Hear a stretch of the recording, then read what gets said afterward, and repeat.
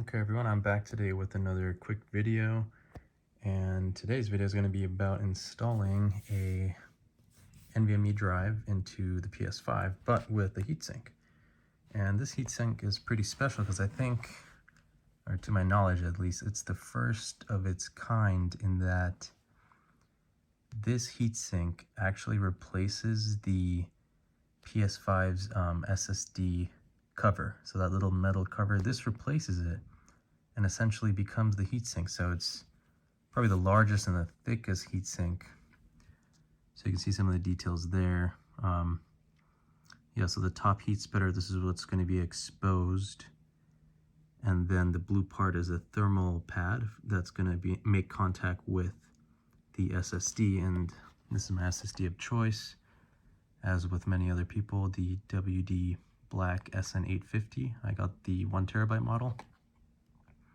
So yeah, I'm going to be installing that guy into my PS5 with this guy. So that'll be pretty interesting. So I guess we'll get right into it. So after opening the package, this is what you're left with. So you have the heatsink itself, which is pretty nice. It looks like it's very solid. It's a nice piece of aluminum, very thick. Yeah, this is a quality piece of aluminum, good heatsink it looks like. And yeah, the initial videos of this, it does show a significant reduction in temperature, so that's a good thing. But anyway, you get the heatsink itself, of course, and then you also get a screwdriver.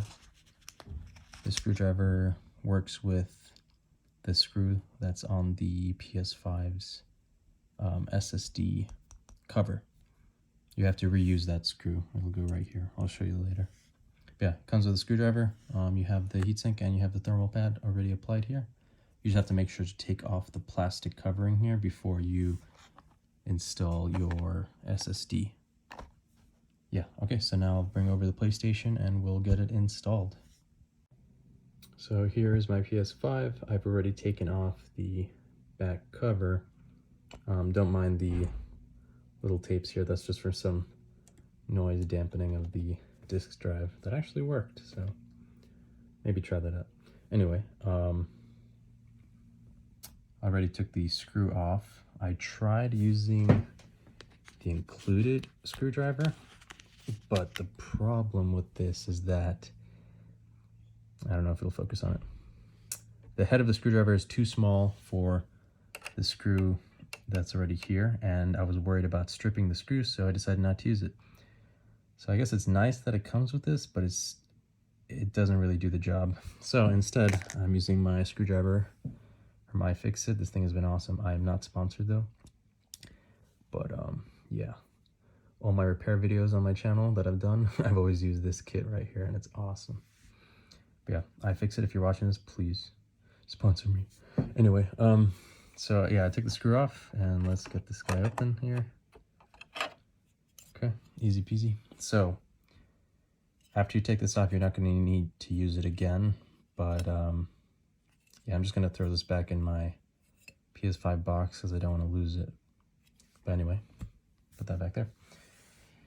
And as you can see, there is the spacer and the screw for the SSD.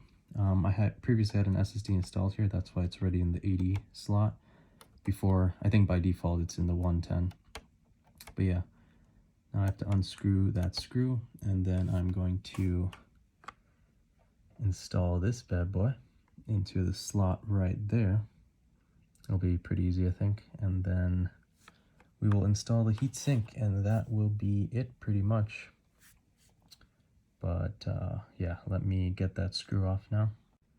All right, so I've got the screw off, and now for installing the SSD itself, pretty self-explanatory.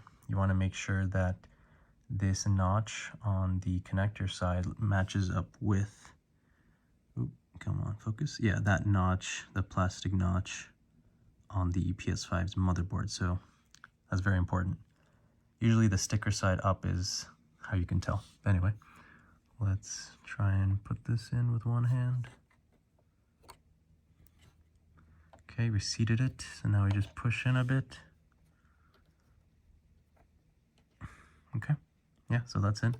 There's no click or anything, but yeah, it's in, and it's going to be sticking out a bit before you screw it down. That's normal. You need to use the spacer here.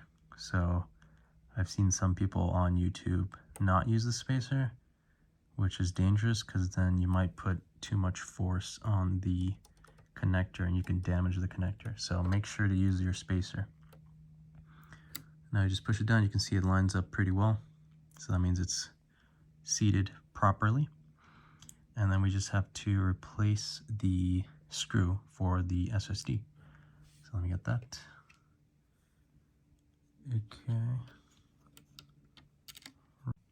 Okay, sorry for all the off-camera action, but it's kind of hard with one hand. I screwed in the SSD screw. You don't want to screw it in super tight, just enough until you feel it just a little bit tight, because you don't want to damage the SSD at all. Okay, so we've done that. The last, or not the last step, but second to last step is installing the SSD itself. So right here. Now, really important, this thermal pad has a plastic cover on top of the pad itself. You need to take that off before you install it on the SSD. So I think it should be pretty easy. Let's try it. Oh dear. Oh yeah, there we go. Okay, this is the plastic film. Put that to the side. So now the thermal pad is fully exposed and ready to be attached to the SSD. And also there's this notch right here. Oops, there we go. This notch has to go underneath this plastic part of the console itself. So let's try that. Okay. Okay, so I feel some resistance. So I'm assuming that means that the thermal pad is making contact with the SSD. And I guess I could probably confirm that by just lifting up and checking here. Yeah, it looks like it. All right, cool. So yeah, we've got some resistance. Now we get the original PlayStation symbol screw. Put that back there. Screwdriver. This one you want to screw in tight, but again, not super tight. So I'd say that's good enough. Okay, checking for any play. Seems pretty solidly attached, so that's good. Anyway, so that's it fully installed, and I think it looks really cool.